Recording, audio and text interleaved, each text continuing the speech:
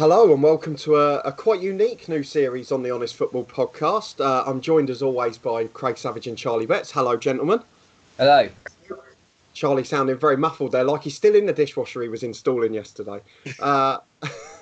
In this series, we are going to take on a club each in Football Manager 2020, and we are going to network as we have been for the last few weeks. So we are recording remotely via Skype, and we are going through a season as two League One clubs, trying to see who comes out on top. We're pretty evenly ranked, we're pretty well balanced, we're expected to finish in similar parts of the table, so it is going to be a tight contest. There has been plenty of verbals going through the WhatsApp group in the last few days, and I'm sure they will continue on the pitch. So, who are you in charge of and why, Craig Savage and Charlie Betts? So, we have taken over Wycombe Wanderers in League One. There's an explanation why we picked that team. Go for it. Well, Charlie, can you explain why? So basically what it is Dan talks, you talk a very good game, Dan, and I do like you, you're a very good friend of mine, but I feel like I want to prove a point that anti-football can trump your, your gegenpress or whatever it is. So it's, no, what it is we were looking for a team that could be a bit more direct and haven't actually watched them live because we've done a few vlogs, so you can check that out on our YouTube page. We actually watched Wycombe Wanderers versus another team, which I'm sure Dan will talk about in a bit. And they were a very direct team. They've got a fairly well-known striker who's quite big, quite tall. And we're aiming to basically crowd the box as much as we can. And we thought that the best team that would be in League One that would be a similar sort of stature to where the team that you'd be working with, Dan, was Wycombe Wanderers. So basically, we're going to be anti-football to prove a point. That's not a problem whatsoever. And obviously, the one thing I did need to mention at this point, which I haven't already, is because Craig was humiliated by me a couple of weeks ago on his own, he has teamed up with Charlie now. So I am against a duo today. Can I just say, we basically went on, if you look back and watch that, you can see that Craig went for vertical tick attacker. And that was my one demand. That was the only thing I was going to say is if I was going to do this video, if there'd be no vertical tick attacker, okay, there'd be none of that. No, it's not actually, on a serious note, it's not this loading the box is not a style that I would normally adopt in real football, but I'm just trying to prove a point here, Dan, that we can win games with long ball football. There's not really going to be much passing at all from your team, I'd imagine, this season, but we'll wait and see on that. So to talk about how the series works, and then I'll move on to the team I'm managing and why, we're going to have a minimum of 5 episodes. So this one, which will be the initial introduction and our transfer window, which we've already done. We'll have a mid-season and end-of-season review. And of course, the 2 league games we play against each other, which I'm sure I will win both of. And we will also have any cup ones that come up as well. Wow. Good early start, eh? No, not going to happen with you, mate. Not going to happen. I can see you gone by October. Well, no, I mean, we've got to say that Dan has a lot of experience in this game. I'm going into this. My previous experience is a game that's 20 years before that, nearly. Yes. CMO 102, in which I've got relegated twice. And just for a little side note on my game, which you can't watch on YouTube, I've just got beat by Kidderminster in the playoffs of Division 3. So I've got another season in Division 3 of Brighton. Anyway, moving on. So that shows my managerial experience. So there is a good chance, Craig, we could well get sacked by October. Well, to be honest, I think we'll be fine. I think we've got a lot to discuss. I'm confident with the team we picked for the first game of the season. I'm pretty confident on that. So moving on then, Dan, what's your story? What team have you chosen and where? It links back to what you mentioned, really, as we talked about our first matchday vlog, which was Wycombe Wanderers v Tranmere Rovers. And we've obviously followed Tranmere once or twice since. We were very kindly given a chance to speak to the chairman, Mark Palios, and I can confirm he is my new employer because I am managing Tranmere Rovers. So we are expected to finish in similar parts of the table. Obviously, myself and Charlie went to a third-round FA Cup tie at Watford, which was one of our probably best days of the footballing season. And I am going to try and do Tranmere justice and get them up the league. No, I think it's they're a club that we obviously hold dear, and that I wouldn't just say that was our greatest day of football this season. I think it was probably one of the greatest days of football I've ever seen in my life. That 3-3 draw with Watford. But yeah, no, it'd be quite bittersweet if you do finish below us. But obviously, we'll have to wait and see. It's going to happen. The girl finish below us. No, he has got a lot of experience, Craig. I mean, I've been talking this up, but I'm slowly retracting. Sometimes experience doesn't go well. Charlie's worried already. already. Talk through transfers in a minute. You know, if I'm honest, he strikes me as a little bit. His approach is a bit like when Mark Hughes went to QPR and just bought anyone and everyone. So we'll see what happens. You know, our World Cup winner this or whatever it is that he's brought in. Yeah, naive. I think it's going to be a lot of naivety from his point of view. Talk is cheap. We will find out that in a minute. The one thing I will say, obviously, today we're about to go through the transfers, as Charlie mentioned. If you are looking forward to it and you're interested to see who we both signed, please do put a thumbs up on the video. If you haven't already, subscribe, because we will have a new video this time every week for the next 5 weeks as a minimum. If we draw each other in the cups, of course, it'll be a couple more. And hopefully we'll get you through your isolation and quarantine. So we're going to start... Can we do a vote on the poll on YouTube? Who's going to finish higher? Yes, so we will put a poll in the eye above. Let us know who you think's going to finish higher. Thankfully, most of our followers are Tranmere fans, so I'm sure I will have the majority of the support. But let's move on and start to talk about Wycombe Wanderers. So I am going to load up the Wycombe screen and I'm going to hand over to Craig and Charlie. What do you want to talk about first? Well, we'll start off with the squad for Wycombe Wanderers. Wycombe made quite a few signs. Obviously, this is the update. Yes. This is obviously past the January transfer window in real life. So I presume a few more players have joined the club since January. But we're going to highlight a couple of players of keynote. David Stockdale in goal for us. Obviously, quite a lot of experience. Got promoted with Brighton. Played for Fulham in the Premier League. Very experienced goalkeeper. But at age of 33, we are being told to work with sign players with under 23s. No youth set up here, which is a bit frustrating. But we've got other key players like Anthony Stewart, Joe Jacobson, Fred Onyedinya. Very good players. And you've got the beast up top with Adibo Akinfenwa. He's your main man. He's your main man. It's an old squad. I'll be honest, we based the whole system around him. So if he gets a cruise ship the first week of the season, we're shafted, basically. So working on our transfers... We shouldn't take very long, should it? No, from myself and Charlie. Oh, by the way, we've got Rivaldo as our director of football. That's how good we are. And Brian McBride is our coach. You have. Let me go and introduce Rivaldo for you quickly, because he has got... What I would say with him is he's not got great stats, and I fear that you've just gone for a name there, boys. Oh, no, we have, definitely. We have definitely gone for a name, but the point is that will attract the fans to come to the games. The name of Rivaldo. Part of the reason we went for Rivaldo is that we thought we're going to make the transfers anyway. So if we can get a big name in, it might sway a few deals. And it turns out that wasn't the case. But what about your coach? What about your coach? You haven't mentioned him. No. He is. There was a slight thing with the coach. I'll let Craig talk through the stats in a minute. But we actually tried to sign Brian McBride, our coach, as our director of football, but accidentally offered him a contract as a coach, and then he accepted. It was great. But Brian McBride's stats were a lot better, and we actually wanted him as a director of football, and we cocked up, basically. But he's still got a very experienced, even on the coaching side, great a 12 on the attacking, and good working with youngsters. That makes no difference because we've got an old squad. But don't really matter to that. But obviously, a lot of players have already come in before me and Charlie took over the club. But we've only made 2 signs. We only picked areas that we needed. We only picked areas that we identified 2 areas that we thought we were weak. For the system that we wanted to play. So we obviously changed the system that Wycombe would play, whatever their default setting was.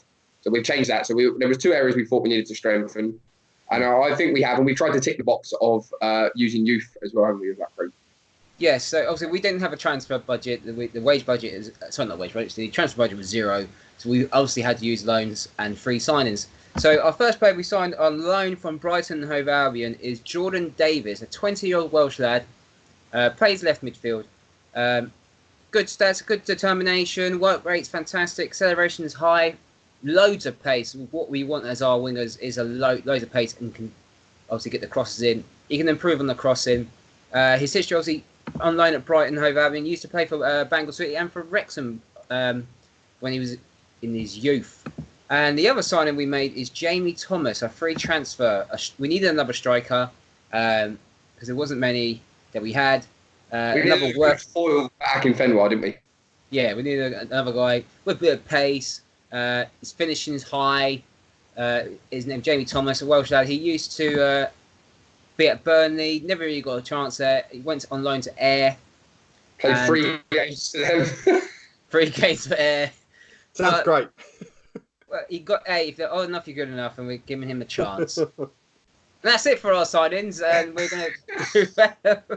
we'll move over to Tranmere and Mr. Ego. Before we do that, our approach was we didn't want to go in hard and fast on the transfers. There's still a few weeks left of the window, so we've got plenty of time. And we had a big squad, and a load of signs were already made during the summer.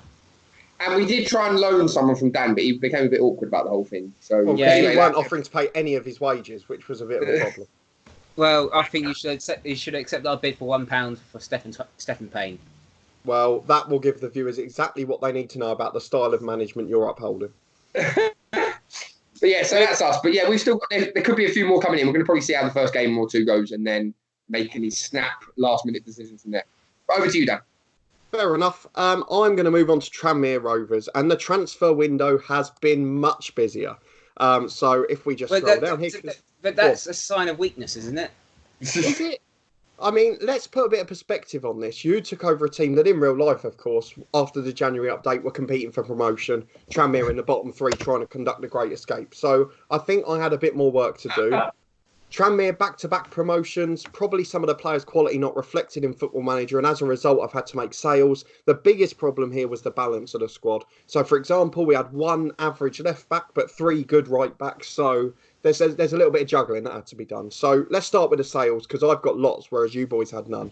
So Connor Jennings off to Rotherham, 110 grand, and I appreciate these are some Tranmere favourites, so I apologise. A few of the youngsters out on loan, but we've got Jake Caprice, he's gone to MK Dons for 140 grand. A player that me and Charlie both really enjoyed watching the two times we went to watch them live. And then Mark Ellis, centre-half, for 50 grand to Shrewsbury. I don't like centre-halves that haven't got pace, so can't be having him here. Morgan Ferrier's gone out on loan rather controversially for Charlie. Travesty. Cannot believe he did that. He can't finish. Disgrace. He can't finish in Football Manager, I'm afraid. How do you know? So... You don't know, mate. You don't know. You haven't even tried him.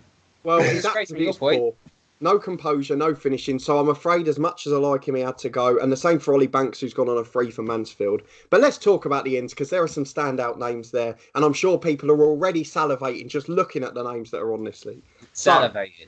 They are salivating. The Tranmere fans can't wait to see them in action. So we've got 6 players, 3 on loan, 3 permanents, and there are some big names here. So let's start with the loanees. First was Dylan Levitt. He's come in from Manchester United and is now part of an ongoing injury crisis I've developed in pre-season. A brilliant passer of the ball, very determined, fantastic youngster, already 3.5-star ability, and we're contributing nothing to his wages. So thank you very much to Manchester United for that. The second one is a big name from Liverpool in real life, Curtis Jones. We're paying him a few grand in terms of the wage, the transfer budget per week, but he's 3.5-star ability. He's been scoring goals in the FA Cup against Everton. I mean, this will be a doddle for him, but that's a good start. And then third, I had to go to my beloved Luton Town. Danny Hilton comes in on loan, gives us an option up front as a target man. He is going to be fantastic as long as he doesn't get sent off every other game. And then on to the 3 permanents. There are 2 massive names here. Manchester United legend, is that pushing it, Craig? Yeah. I Thomas can Kujak. tell you, Craig's not watching because Craig's currently adjusting our tactics as you speak. But go on, carry on, Dan. I've stopped listening to what he does. He's already worried, is he? There you go. He's pretending. No, Thomas Kujak, yeah. Although famously, didn't he get sent off against Portsmouth? I saw that on the FA Cup thing the other day. I watched it the other day, and I still don't think it's a red card. Winning goals. So. That was never a red card. It definitely was. Anyway, you've got him, Dan. So how old is he? He's 37. Right. He's got 11 caps for Poland. He has got Premier League winners' medals with Manchester United, made over 30 league appearances for them, played in the Champions League, and he's still holding up quite well for an old boy. So I'm looking forward to dealing with crosses. Dealing with crosses, aerial reach 14, very good actually. So looking good. And he's just past that might change our tactic, Craig. He'll be injured by then, don't worry. Go on, Dan. Right, who else you got?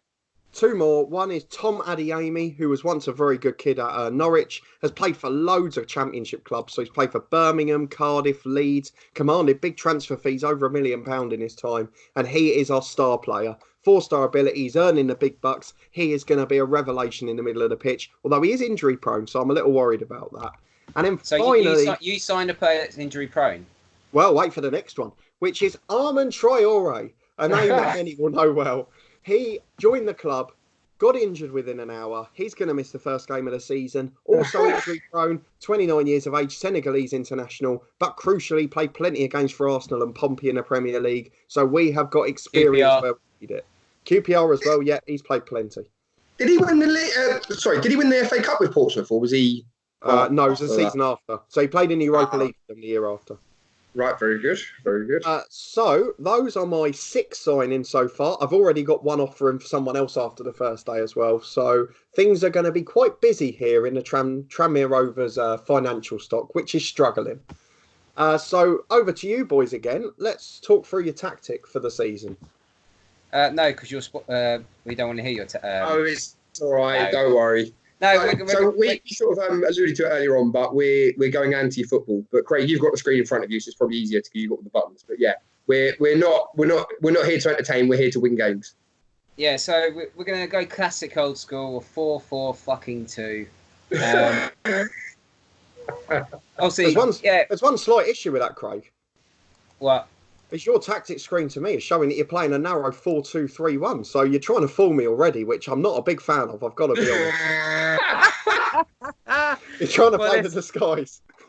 Well, this is brilliant because that's what I'm going to say. It's a classic 4-4-2.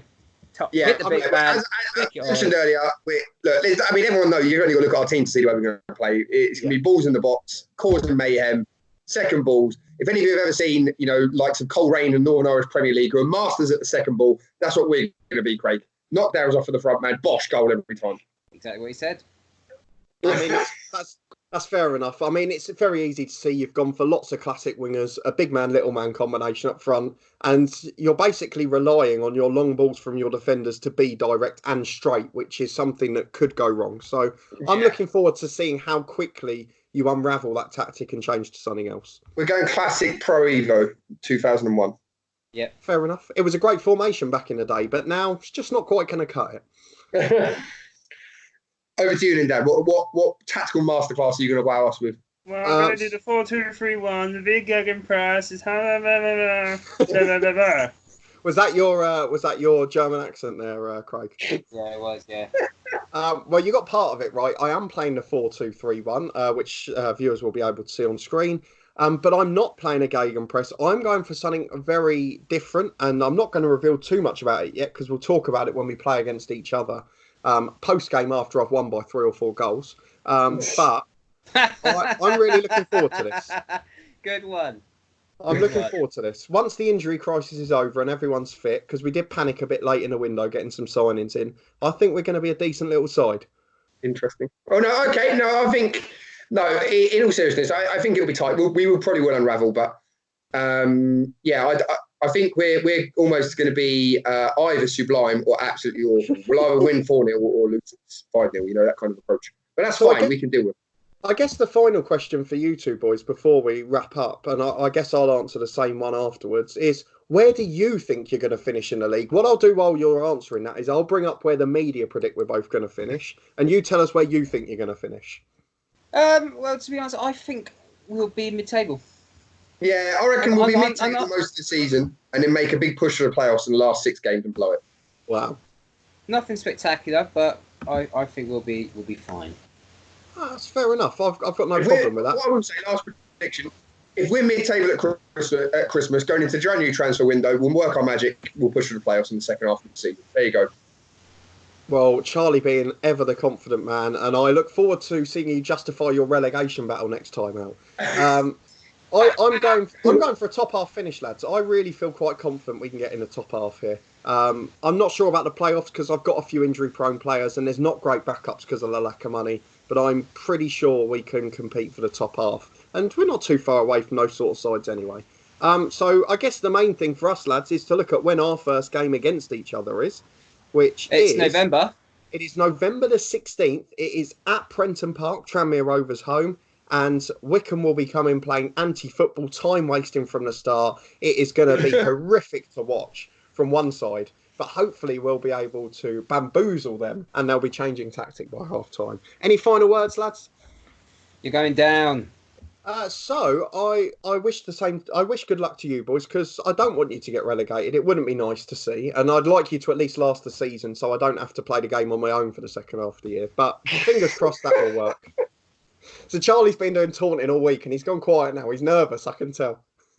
No. I'm just quietly confident because you think we're playing one formation and clearly we're not. Yeah, well, that's what I'd like to hear. We'll see what happens, and obviously it's going to be a tense 5 weeks ahead, and it may spell the end of our friendship as this season goes on. But if you want If you want to find out how it goes and how quickly we fall out, please do subscribe, put a thumbs up on the video. Make sure you're here next Sunday at the same time. We will have a new episode from this series, and it will be our first game against each other, should Charlie and Craig have survived to the 16th of November. Fingers crossed they will have. Let us know in the comments. Get voting in the poll above. Who do you think is going to finish the highest? Why do you think so? Let us know down below. And we will be back next Sunday with another video. Plenty of content in between. But thank you very much for watching. And hopefully we'll see you next time.